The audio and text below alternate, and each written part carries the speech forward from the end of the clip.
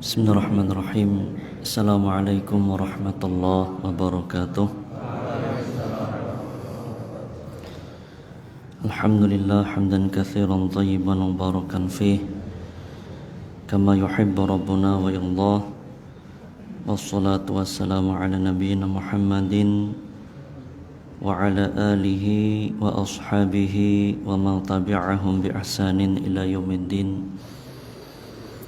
Allahumma la sahla illa ma ja'altahu sahla wa anta taj'alul hazna idza syi'ta sahla. Allahumma inna nas'aluka 'ilman nafi'a wa rizqan thayyiba wa 'amalan mutaqabbala. Amma ba'd. Para jemaah Masjid Al-Falah yang semoga senantiasa dirahmati dan dimuliakan oleh Allah Ta'ala, kita bersyukur kepada Allah atas limpahan nikmat, keberkahan serta hidayah dari Allah Ta'ala yang tiada mungkin untuk kita menghitungnya.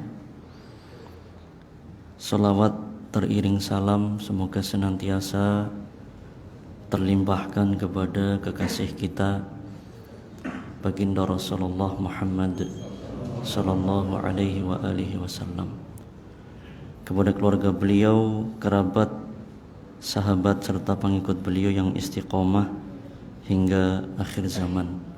Amin. Pripun kabare Bapak Ibu, sehat semua? Alhamdulillah. Semoga kesehatannya Allah berikan kepada kita ini menjadi kesehatan yang diberkahi dan manfaat. Amin.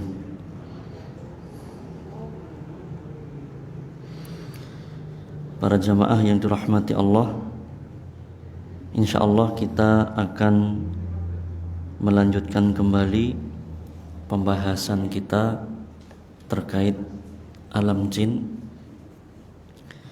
Dan pada pertemuan sebelumnya telah kita bahas tentang apa, Pak?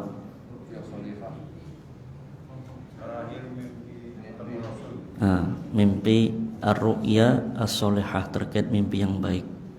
Ya. Jadi kita masih membahas terkait mimpi, ya, bagaimana gangguan syaitan di alam mimpi. Nah, sebelum kita lanjutkan lebih jauh, kita akan kembali membahas terkait tidur, ya, seputar tidur, bahwa sebelumnya telah kita bahas kalau tidur itu adalah saudaranya kematian. Tidur itu disebut sebagai wafat sughra. Kalau kematian wafat kubro. Wafat ada dua, wafat kubro adalah kematian, wafat sughro adalah tidur. Kiamat ada dua, kiamat kubro yaitu kiamat kehancuran seluruh alam semesta, sedangkan kiamat sughro adalah kematian. Jadi kematian ini disebut sebagai kiamah sughro dan wafat kubro. Yang namanya kiamat ataupun wafat itu semua adalah kehendak dan takdir dari Allah Subhanahu wa ta'ala. Maka terkait tidur, ya, tidur ini kan wafat sughro. Maka tidur pun, ya, ini adalah kehendak Allah Subhanahu wa ta'ala. Allah yang berkehendak untuk menghidupkan, untuk mematikan. Allah berkehendak untuk menjadikan kiamah sughro ataupun kiamah kubro, termasuk tanda-tanda kiamat. Termasuk tanda-tanda kiamat. Nah, ada permulaan dari tidur yang disebut dengan ngantuk. Nah, ini yang perlu kita fahami juga, agar semakin mendalam kita fahami terkait hal ini. Kematian izin Allah, tidur juga izin Allah, ngantuk pun dengan izin Allah. Kadang kan kita nggak sampai ke situ nih Pak, padahal itu semua dengan izin Allah. Jangankan kok ngantuk, daun jatuh dari pohonnya saja ditiup angin terbang, itu dengan izin Allah Subhanahu wa ta'ala. Terkait tidur, tidur ini dengan izin Allah, sebagaimana juga kematian. Maka kalau kita renungkan doa sebelum tidur ataupun setelah bangun, kita akan lebih meyakini hal itu. Doa sebelum tidur kepripun Pak? Bismika Allahumma amutu wa ahya. Bismika Allahumma amutu wa ahya. Bismika dengan izinmu ya Allah, dengan namamu ya Allah. Amutu, aku hidup, wa ahya, dan aku mati. Apa kebalik? Kebalik ya. Berarti mboten ngantuk nih Pak. Bukan ngantuk. Karena ngantuk itu juga dengan izin Allah. Nanti akan kita bahas Pak. Bismika, dengan izinmu ya Allah, amutu, aku hidup, wa ahya, dan aku bismika amutu, aku mati, wa ahya, dan aku hidup. Kebalik mboten? Mboten. Pertanyaannya, ini doa kita mau tidur atau mau mati? Iya Pak, bismika Allahumma amutu wa ahya, ini kita mau tidur atau mau mati?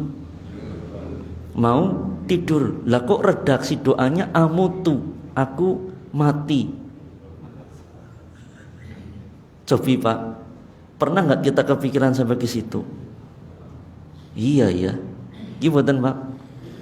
Karena tidur itu saudaranya kematian. Dan kemarin sudah kita bahas di dalam surat Az-Zumar ayat berapa? 42. Allahu yatawaffal anfus hina mautiha wallati lam tamut fi manamiha. Jadi Allah itu yang menahan jiwa, mewafatkan jiwa dan ditahan. Kalau dia itu ditakdirkan mati, berarti tidak dikembalikan lagi rohnya.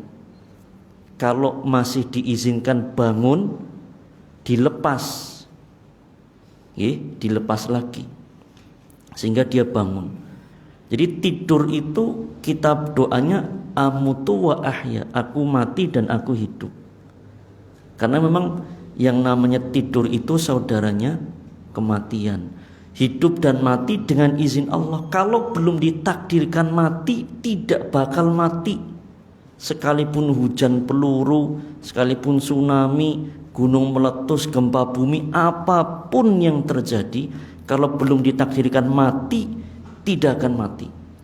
Begitu pula tidur. Kalau belum ditakdirkan tidur oleh Allah, bagaimanapun merem, minum obat, tidak bakal tidur. Gimana? Tapi kalau sudah Allah takdirkan tidur, sendiran tok wis langsung ngorok. Gimana? Duduk pun bisa, nggak harus di atas kasur. Gimana? Nah niku. Kita bangun tidur, doanya bagaimana? Alhamdulillahilladzi ahyana ba'dama amatana wa ilaihin nusyur. Segala puji hanya milik Allah, alladzi ahyana, yang telah menghidupkan kami, ba'dama amatana, setelah engkau mematikan kami ya Allah. Tuh kan redaksinya mati lagi Pak, menghidupkan setelah dimatikan. Jadi lebih meyakinkan lagi bahwa yang namanya tidur itu saudaranya kematian. Mati itu dengan izin Allah, tidur pun dengan izin Allah. Setelah kita dihidupkan kembali setelah dimatikan. Dimatikan itu maksudnya adalah ditidurkan. Wa ilaihin nusyur, dan hanya kepada Allah lah kita semua akan kembali, akan dikumpulkan. Dari sini kita fahami dulu bahwa yang namanya tidur itu dengan izin Allah niku. Maka kita harus yakin tidur itu juga seperti kematian. Kematian itu sudah ditetapkan oleh Allah. Tidur pun demikian. Maka ada orang yang tidurnya cepat, ada yang sedang, ada yang sulit, ada yang mudah, ada yang lama, ada yang singkat. Semua itu dengan izin Allah Subhanahu wa ta'ala. Dan Allah betul-betul tunjukkan hal ini dengan kekuasaan dan izin Allah ta'ala. Allah tunjukkan kepada kita bahwa yang namanya tidur itu dengan izin Allah. Kisah nopo Pak? Ashabul Kahfi. Tidur selama berapa lama Pak? 309 tahun. Ya, monggo dibuka kembali surat Al-Kahfi ayat 25. Allah Ta'ala firmankan, walabithu fi kahfihim thalathami'atin sinina wazdadu tis'a. Dan mereka Ashabul Kahfi, para pemuda yang soleh ini, mereka tidur di dalam gua mereka selama berapa lama? Thalathami'atin sinin, selama 300 tahun. Wazdadu tis'a, dan tambahlah 9. Berarti berapa tahun? 309 tahun. Subhanallah, 309 tahun Pak. Dan ini adalah karomah dari Allah Ta'ala. Tidur jadi karomah nih Pak, bagi orang yang soleh. Subhanallah. Karena mereka itu bukan para nabi. Ketika Allah berikan kelebihan di luar kemampuan, di luar batas manusia biasa, maka disebut sebagai karomah. Dan mukjizat serta karomah itu tidak bisa dilatih, tidak ada latihannya, tidak ada. Apakah ada cerita Ashabul Kahfi latihan dulu, tidur setahun, tidur seminggu? Wonten latihane? Mboten wonten. Dan hebatnya luar biasa. Tidur selama 309 tahun, mereka setelah bangun kan debat. Kita tidur berapa lama? Ada yang bilang cuma sehari, ada yang bilang cuma setengah hari. Subhanallah, luar biasa Pak. 309 tahun. Itu sudah berapa generasi? Kalau satu generasi itu 25 tahun, kalau di zaman kita normal nih kan regenerasi itu 25 tahun. Karena nikah biasanya umur 25 tahun, habis itu punya anak, nih boten Pak. Nah, maka kalau sudah 50 tahun lebih itu umur-umur sudah punya cucu nih Pak. Nah 300 tahun berarti berapa generasi itu? Pinten Pak? 12 generasi. Subhanallah. Jadi sudah 12 turunan, lebih dari 7 turunan. Tapi mereka luar biasa, merasa hanya kayak setengah hari. Subhanallah. Ini luar biasa. Allah jadikan dari indikasi itu tadi, ya, mereka itu seolah-olah tidak berubah secara fisik. Jadi Allah sengaja bolak-balikan mereka biar tidak rusak jasadnya. Kalau terus nempel ke tanah kan lama-lama rusak. Dan tidak berubah secara fisik. Jadi makanya mereka ngerasa cuma setengah hari. Coba kalau bangun kukunya sudah panjang 50 cm. Kita berapa lama tidur ini, jenggotnya wis 1 meter. Kira-kira akan mengira setengah hari apa mengira berapa lama, Pak? Gimana? Berbulan-bulan mengiranya. Ini luar biasa. Ini salah satu contoh yang Allah tunjukkan kepada kita. Dan itu tidak ada latihannya. Maka tidur itu dengan izin Allah. Tidur ketika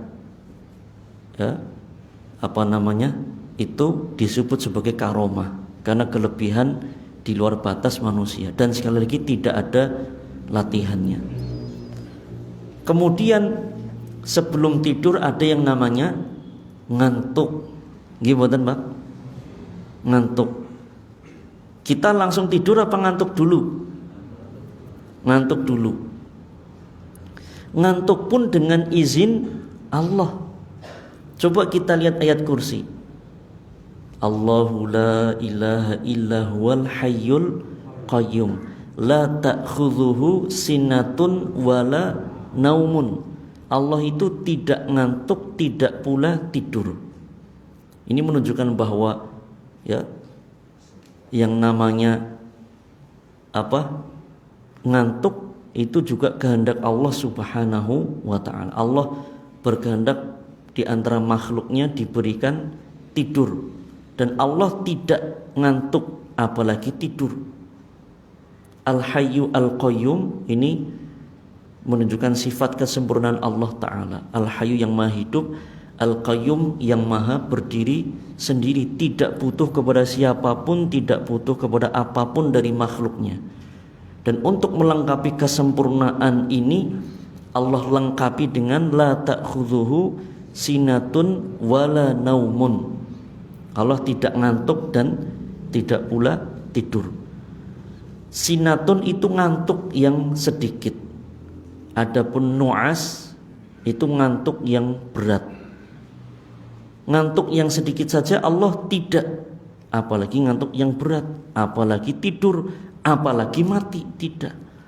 Adapun makhluk, kita merasakan sinatun, ngantuk yang ringan, nu'asun, ngantuk yang berat, naumun, tidur, dan mautun, merasakan kematian.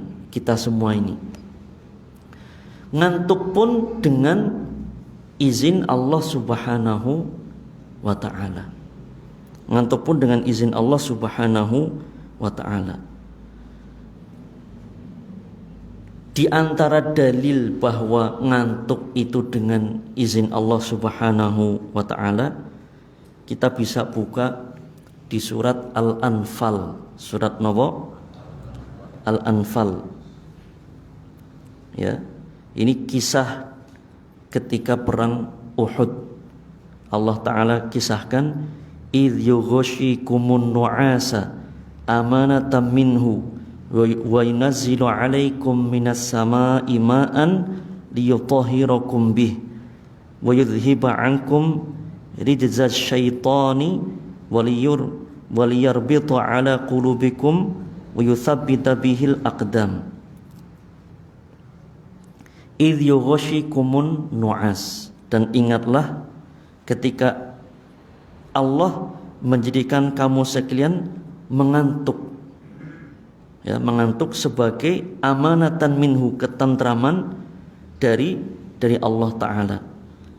Dan Allah turunkan kepada kalian hujan untuk hujan dari langit untuk mensucikan kalian, dan dengan hujan itu Allah menghilangkan kamu dari gangguan-gangguan syaitan, dan untuk menguatkan hatimu dan memperteguh dengannya telapak kakimu.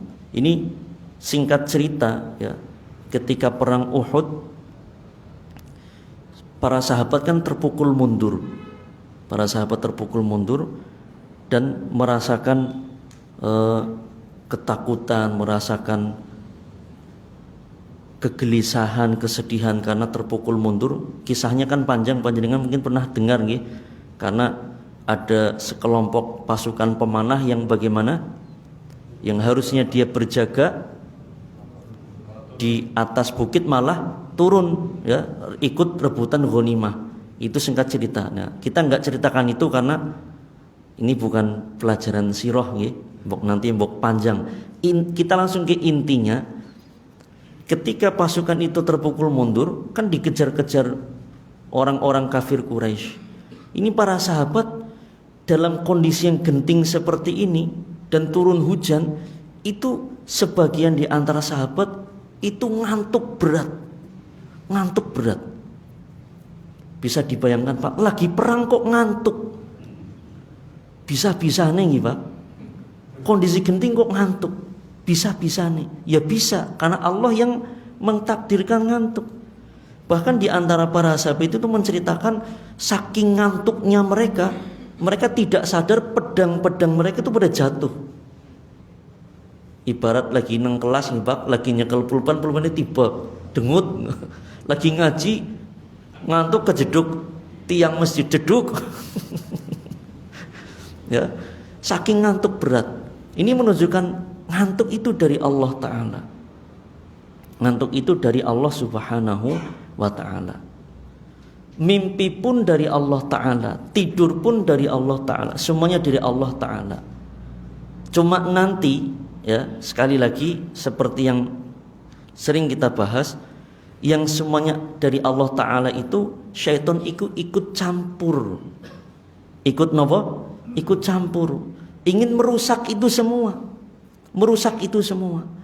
Kalau ngantuk saat perang, itu adalah ketentraman dari Allah Ta'ala. Ketentraman dari Allah Ta'ala. Di antara dalilnya adalah ini. Saat perang berkecamuk kok ngantuk, berarti itu tanda apa? Tanda bukti pertolongan dari Allah Ta'ala. Andai kata pasukan pun terpukul mundur, maka Allah tetap menyertai mereka. Dengan tanda apa? Ngantuk tadi. Karena dalam kondisi normal tidak akan bisa. Kondisi genting kok ngantuk. Ketika ada musibah kok ngantuk, maka insya Allah itu adalah dari Allah Subhanahu wa Ta'ala. Itu kondisi genting, kondisi musibah. Tapi nek ngaji ngantuk Pak. Nah, niku saking pundi Pak? Hah? Semuanya betul dari Allah, tapi sebabnya. Nah, niku seperti kemarin kita bahas yang namanya lupa, ingat kan semuanya dari Allah. Tapi kan tadi setan itu ikut campur dan merusak. Dan memang Allah mengizinkan untuk ujian bagi kita semua. Setan itu mengganggu, menggoda. Mimpi dari Allah, tapi setan ikut masuk ke alam mimpi. Ngantuk dari Allah, tapi setan ikut merusak, ya, mencoba merusak dalam kondisi-kondisi yang kalau kita ngantuk itu rugi, mereka membuat kita ngantuk. Contoh ketika belajar, ketika ujian, itu ngantuk rugi nopo untung? Rugi, dibuat ngantuk. Itu diantara contohnya. Ya, maka kita ya selalu berusaha untuk mempelajari Islam, terutama terkait gangguan-gangguan jin, gangguan syaitan, agar kita bisa melawan mereka dan mengetahui mana yang dari Allah, mana yang gangguan syaitan. Jadi ngantuk itu dari Allah Subhanahu wa Ta'ala. Tapi terkadang sebabnya itu ada dari syaitan. Ya. Tidur pun demikian. Tidur dari Allah, tapi terkadang syaitan menyulitkan manusia untuk bangun. Kemarin sudah kita ceritakan bagaimana syaitan itu mengikat dengan 3 ikatan di tengkuk, kemudian mengencingi telinga manusia, dan begitu seterusnya. Ada gambaran sampai di sini Pak? Begitu pula mimpi. Mimpi itu dari Allah Subhanahu wa Ta'ala seluruhnya secara umum. Tapi nanti ada campur tangan syaitan, di mana syaitan itu merusak mimpi manusia. Sehingga mimpi itu secara lebih terperinci sebagaimana pernah kita singgung. Pertama mimpi dari Allah, kedua mimpi dari syaiton ketika mimpi dari nopo? Endapan memori akal atau otak atau pikiran kita yang dia masih aktif. Kenapa kok dia bisa aktif? Karena memori itu yang terlalu kuat, ya, terlalu kuat, sehingga ketika alam bawah sadar pun ketika sudah tidur, ya, ketika sudah tidur itu memori ini tetap aktif, tetap berjalan. Adapun khusus bagi baginda Rasul sallallahu alaihi wasallam, maka beliau tidur matanya, tidur fisiknya, namun hati beliau tidaklah tidur. Di dalam hadis yang sahih riwayat Imam Bukhari dan yang lainnya, beliau pernah sallallahu alaihi wasallam pernah berkata kepada Aisyah radhiyallahu anha, "Inna ainayya tanamani wala yanamu qalbi." Wahai Aisyah, sesungguhnya kedua mataku tidur, betul. Wala yanamu qalbi, namun hatiku, kata Nabi sallallahu alaihi wasallam, tidaklah tidur. Jadi hati beliau selalu mengingat Allah, selalu berzikir kepada Allah Subhanahu wa taala. Itu bedanya. Maka dari itu, ya, syaitan tidak bisa masuk ke dalam mimpi Nabi sallallahu alaihi wasallam karena hati beliau selalu terjaga. Nah, sekarang kita mulai bahas gangguan syaitan di alam mimpi. Dengan izin Allah Ta'ala, Allah itu mengizinkan syaitan dari bangsa jin bisa ikut campur tangan di alam mimpi dalam berbagai bentuk. Ada yang mulai dari muqaddimah sebelum tidur, ada yang ketika sudah masuk saat manusia tidur. Muqaddimahnya apa contohnya? Sebelum tidur, ya, di antara gangguan syaitan adalah ada di antara gangguan yang dibuat sulit tidur. Dibuat sulit tidur atau sulit mengantuk. Tadi kita jelaskan ngantuk tidur dari Allah, tapi terkadang Allah mengizinkan syaitan ikut ganggu. Apa tujuannya? Untuk ujian bagi manusia itu. Ada gangguan-gangguan jin yang menjadikan manusia itu sulit tidur, tujuannya agar nanti kurang tidur sehingga ketika pagi sulit bangun, sehingga sulit untuk sholat subuh. Ada yang selebihnya dibuat sering tidur terus, melebihi batas normal. Dan ini bukan karomah, bukan karomah. Mulai dari hal itu mempersulit tidur atau menjadikan banyak tidur, sering ngantuk, ya. Ini di antara gangguan-gangguan mereka. Dan juga di antaranya sebelum tidur itu gangguannya adalah direp-repi. Ngapa? Direp-repi. Nah, seperti apa contohnya, Pak? Kondisi di mana badan itu kayak disikep, kayak dipeluk atau kayak diikat, tangan, kaki, badan sulit bergerak, ya, sulit bergerak. Nafas pun sulit dan nggak bisa ngomong. Nah, ini kenapa bisa terjadi? Ini kan kondisi ketika manusia akan tidur. Manusia akan tidur antara setengah sadar, setengah tidur. Nah, kita pernah bahas sebelumnya, sebelum kita bahas ini, bahwa syaitan dari bangsa jin itu kekuatan mereka lebih kuat, lebih besar ketika malam hari dan ketika di alam mimpi dibandingkan di alam nyata. Niku, ya rahmatullah. Jadi direp-repi tadi itu diantara gangguan mereka, nggak bisa bergerak. Kalau mungkin terkadang itu mungkin masih wajar, mungkin setahun sekali atau hanya beberapa bulan sekali, ya itu masih wajar. Tapi kalau sering, nah ini berarti perlu untuk ruqyah mandiri. Karena indikasi ini sering. Sampai kepada masuk ke alam mimpi. Tadi kan kalau direp-repi itu muqaddimahnya, permulaan tidur. Nah sekarang bahas di alam mimpinya.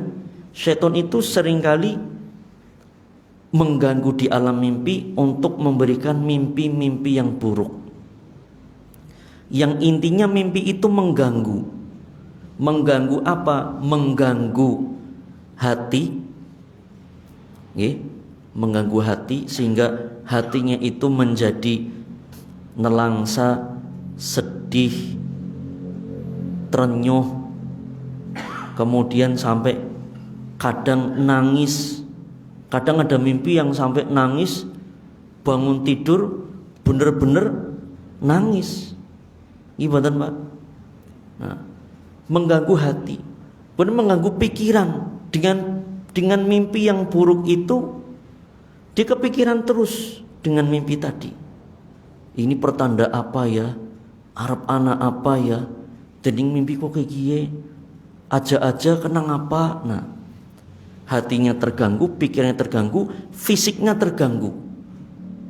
Ketika bangun badan kemeringet, capek, pegel-pegel, nggak enak badan, nggak karuan. Jadi mengganggu hati, mengganggu pikiran, mengganggu fisik. Jenis mimpinya apa saja banyak. Yang jelas mimpi yang mengganggu 3 faktor tadi. Ada yang model mimpinya itu model dikejar-kejar.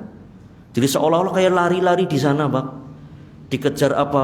Dikejar ular, dikejar pocong, dikejar suster ngepot. Nah, suster ngepot di belakang, ngejar-ngejar. Dikejar buaya, dikejar debt collector, termasuk buatan Mbak. Sehingga dia kayak lari-lari. Dan ketika lari itu kayak dening berat banget. Kayak mau lari kok kayak susah. Pernah ada yang merasa kayak gitu Pak? Nah, yang pernah berarti itu diantara gangguan jin, mimpi yang buruk. Jadi kayak lari kok kayak berat banget. Nah, itu diantara jenisnya. Atau mimpi ditampakkan hal-hal yang buruk.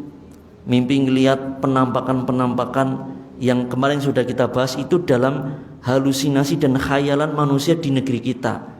Mimpi ngelihat pocong, kuntilanak yang mengerikan sehingga kepikiran-kepikiran menakutkan seperti itu, dan kadang wajahnya itu benar-benar nampak.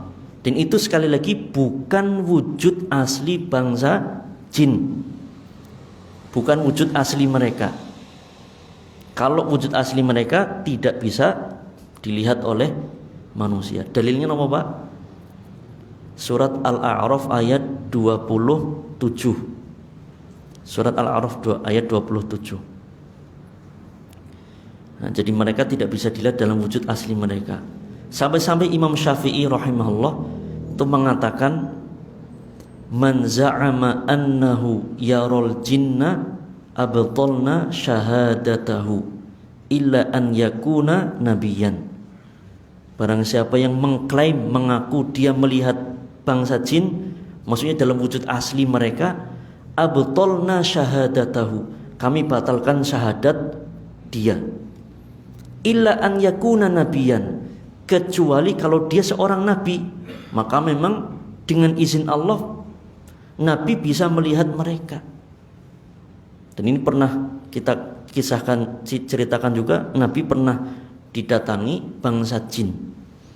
Dan itu menjadi asbabun nuzul surat Al-Jin. Niku. Kembali kepada pembahasan kita sampai mana tadi Pak?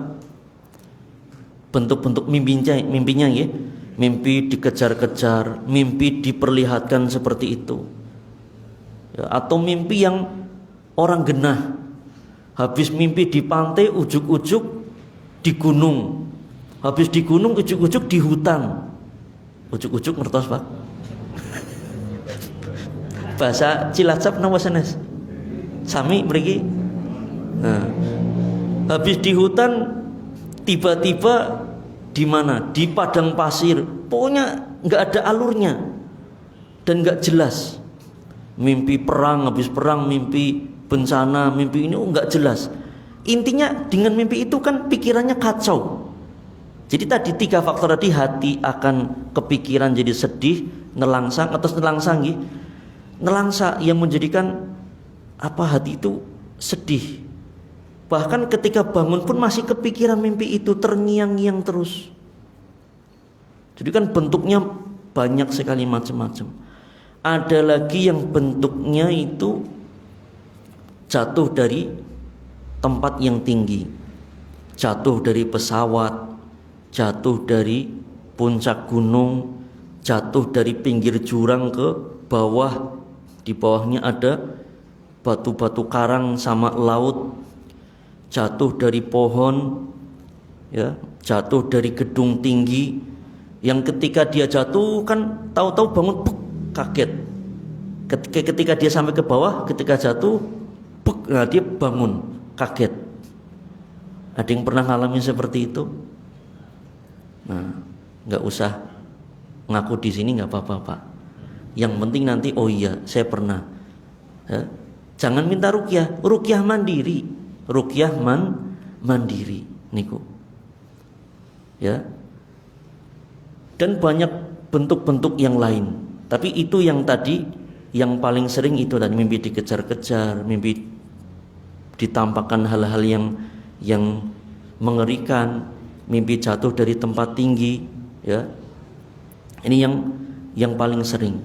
Maka ketika hal itu terjadi, kemarin sudah kita bahas apa yang dilakukan. Pertama, ketika bangun tidur, ta'awudz 3 kali, kemudian tiup ke kiri, ya, dengan disertai sedikit ludah. A'udzubillahi minasyaitonirrajim. A'udzubillahi minasyaitonirrajim. A'udzubillahi minasyaitonirrajim. 3 kali. Kemudian kalau dia pengen sempurna lagi, bangun wudu, kemudian sholat, ya, sholat tahajud atau yang lain. Nah kalau itu terjadi, setonnya akan mikir, loh diganggu kok malah sholat tahajud. Ngesuk aja diganggu maning lah. Gimana Pak? Jadi bangun tidur malah tahajud, insya Allah mimpi-mimpi itu akan hilang, niku. Terus dilawan, jangan takut dan jangan cerita kepada orang lain. Kalau dia tidak mau sholat, ya, minimal pindah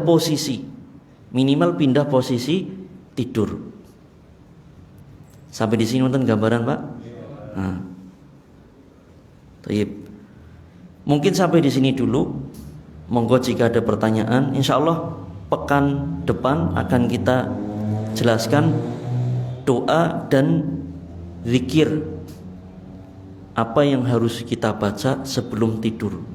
Karena ini panjang, ya, kalau kita bahas sekarang nggak akan cukup waktunya. Di antara doa dan zikir yang cukup panjang, rangkaian-rangkaian yang cukup panjang, pertama adalah zikir pagi dan sore. Kedua, zikir sebelum tidur. Nah, kenapa panjang? Karena memang itu fungsinya untuk membentengi dari gangguan syaitan, biar mereka tidak mengganggu saat kita akan tidur. Sekali lagi, posisi tidur, posisi malam hari, ya, itu adalah posisi yang dimana gangguan jin lebih kuat. Tidur malam hari dengan tidur siang hari, gangguannya lebih kuat mana? Tidur malam hari. Di alam nyata dengan mimpi, gangguan mereka lebih kuat mana? Alam mimpi. Kondisi bangun dengan kondisi tidur, lebih berat mana gangguannya? Kondisi tidur. Nah, termasuk di antara gangguan mereka, ya, adalah sampai kepada fisik, di mana mimpi buruk tadi kepada fisik.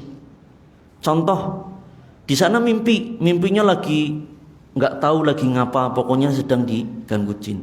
Itu sampai kepada fisik. Contohnya apa? Ngigo, ngelindur. Berarti kan alam mimpi itu begitu kuat sehingga mempengaruhi alam nyata. sampai fisik itu ikut tergerak. Tulung, tulung. Nah, misalnya gitu, Pak. Atau kita sadar nggak kalau kita ngigo? Nggak sadar. Yang sadar istri, anak, keluarga kita yang di rumah. Maka kita tanya, kita sering ngigo apa enggak? Kita mungkin nggak sadar. Yang kita alami mimpi, tapi kita nggak sadar fisik kita seperti apa. Lawang ngorok saja, ngapunten sadar mboten Pak kita. Ada yang nyadar kalau dia ngorok?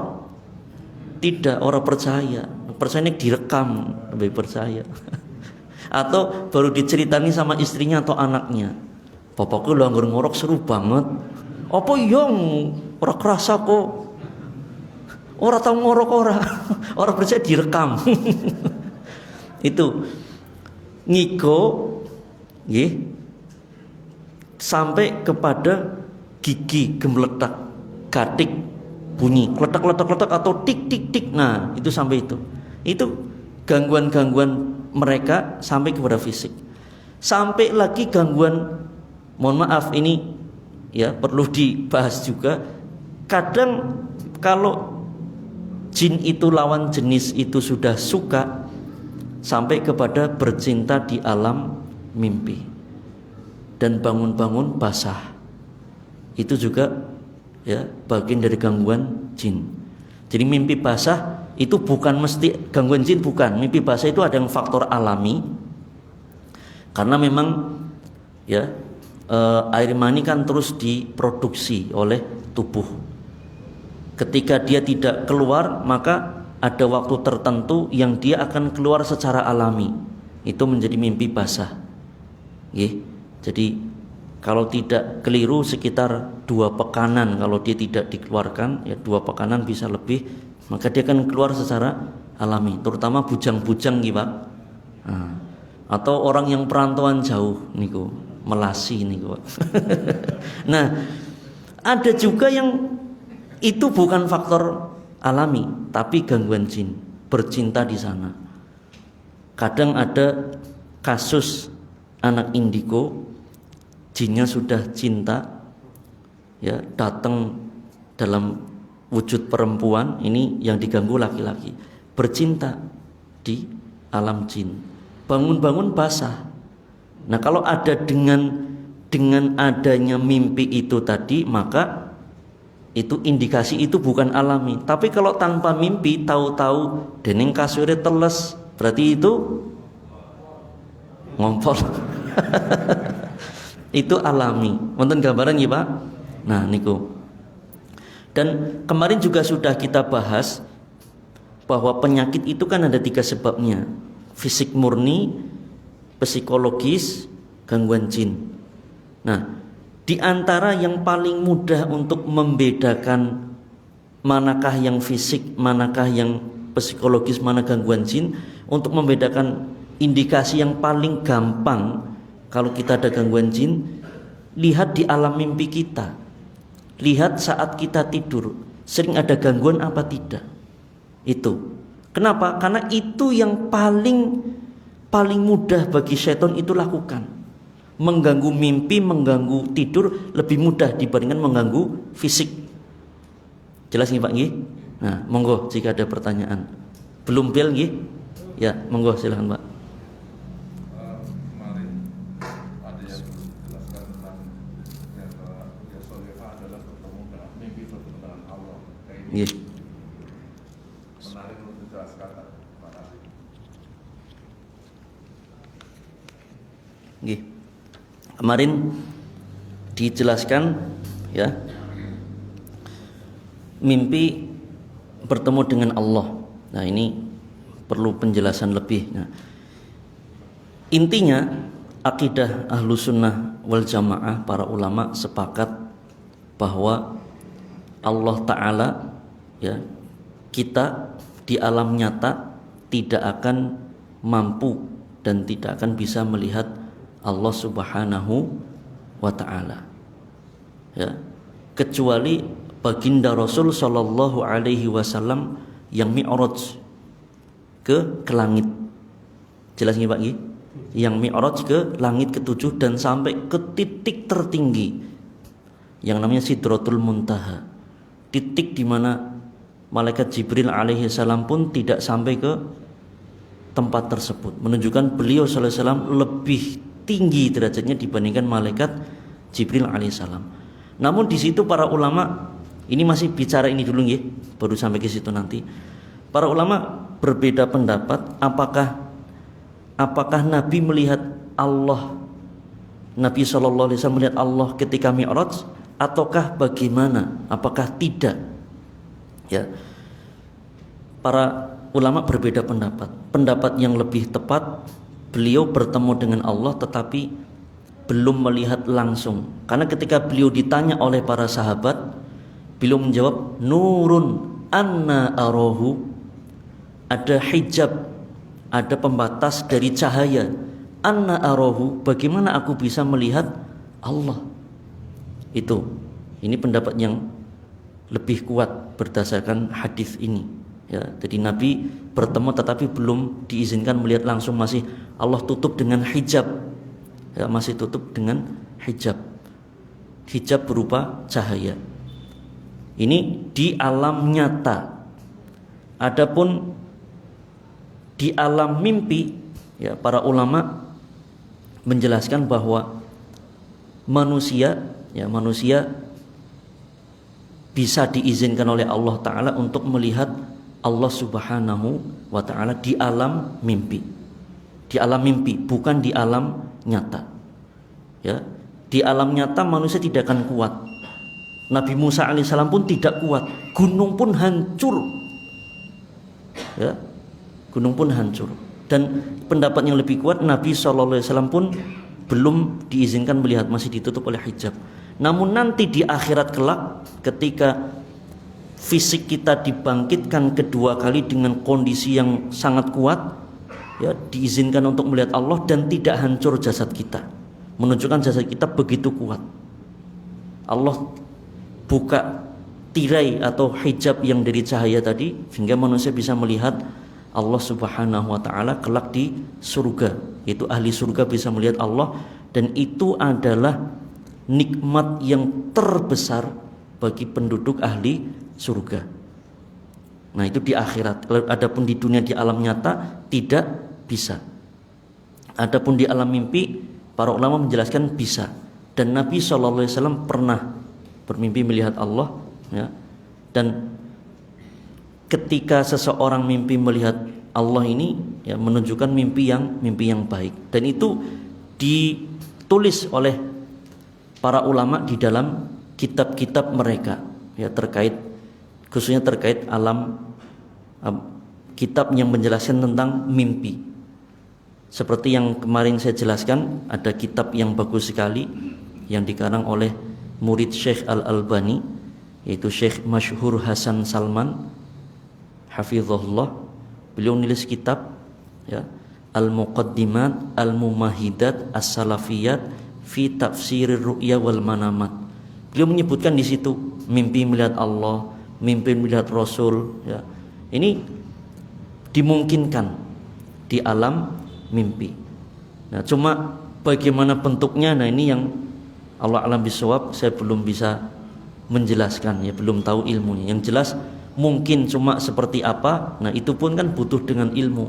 Mimpi melihat Rasul pun butuh dengan ilmu, apalagi mimpi melihat Allah. Jangan sampai iblis atau syaiton ngaku-ngaku menjadi Allah, dia berbentuk wujud cahaya, nanti ngajarin ini dan itu. Nah, niku nggih Pak, kemarin kita sudah pernah bahas, banyak orang yang tertipu ketika melihat seseorang yang ngaku nabi, dicek betul nggak ciri-cirinya dengan Nabi SAW. Nah, ciri-ciri yang sangat unik dan sangat detail itu di jenggot ini Pak. Ciri-ciri mimpi melihat Nabi di jenggot itu simbol kecerdasan. Nabi manusia paling cerdas di dunia dan akhirat. Nabi Muhammad SAW manusia paling cerdas di dunia dan akhirat. Dan beliau jenggotnya lebat. Jadi jenggot tanda kecerdasan. kecerdasan. Semakin lebat semakin cerdas. Kenapa? Mengikuti tuntunan Nabi Shallallahu Alaihi Wasallam. Jangan dibalik ya Pak. Nah, dan uniknya beliau berumur 63 tahun Hijriah, uban di jenggot yang lebat tadi ini, subhanallah, cuma belasan, nggak sampai 20. Itu dilihat betul. Kalau jenggotnya kok 30 lembar, bukan. Jenggotnya 50 lembar, bukan. Nih itu Pak, itu nggak mungkin bisa ditiru oleh setan. Sekalipun ciri yang lain mungkin agak mirip, ini loh tidak bakal bisa. Nah itu Pak, apalagi mimpi melihat Allah, ini perlu subhanallah ilmu yang luar biasa. Jelas ya Pak nggih? Cukup atau ada lagi? Ada satu boleh, masih diizinkan? Satu lagi monggo.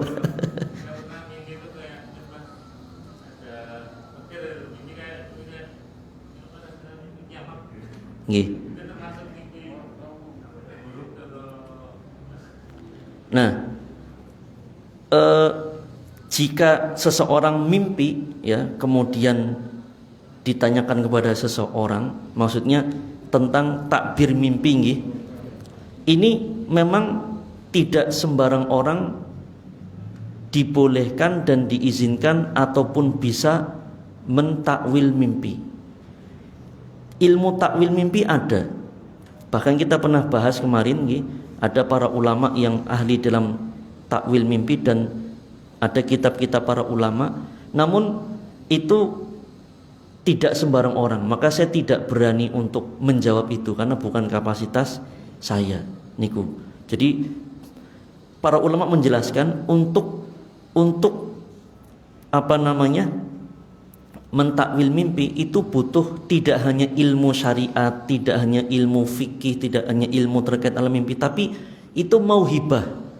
Mauhibah itu adalah pemberian dari Allah, semacam taufik dari Allah agar takwilnya itu bisa pas.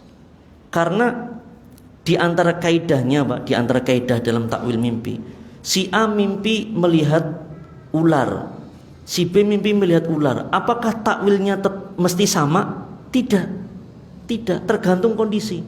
Sama-sama mimpi azan, A dengan B mimpi azan, apakah takwilnya mesti sama? Tidak. Jadi tidak benar kita beli buku primbon mimpi kemudian jadi rujukan. Tidak benar. Mimpi nikah takwilnya begini, apakah mesti setiap orang mimpi nikah takwilnya begitu? Tidak. Mimpi dikejar-kejar ular dapat rezeki, belum tentu, karena setiap orang beda-beda. Itu dijelaskan kalau kita mau baca bukunya boleh, tapi mempraktekkan mentakwil jangan. Itu bukan sembarang orang. Para ulama pun tidak semuanya memiliki atau diberikan mauhibah oleh Allah untuk takwil mimpi. Tapi itu ada. Ya, itu ada. Para nabi dan rasul ya banyak yang Allah berikan mukjizat untuk takwil mimpi, termasuk Nabi Yusuf alaihi salam. Dan termasuk Nabi kita Muhammad sallallahu alaihi wasallam itu beliau ahli dalam hal takwil mimpi. Tidak hanya Nabi Yusuf, beliau Nabi kita Muhammad sallallahu alaihi wasallam juga ahli.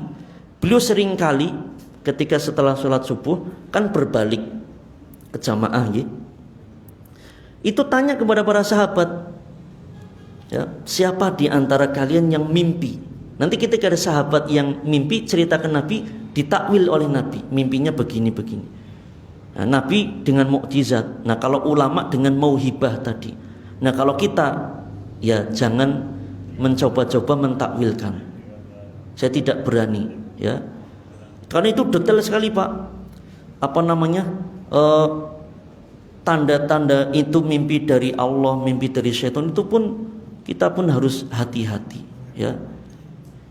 Dilihat dari orangnya, dilihat dari sebelum tidur dia apa namanya baca zikirnya atau tidak, kebiasaan orang itu. Jadi masya Allah itu ilmu yang mendalam dan tidak hanya butuh secara teori tetapi mauhibah atau anugerah dari Allah Subhanahu wa ta'ala.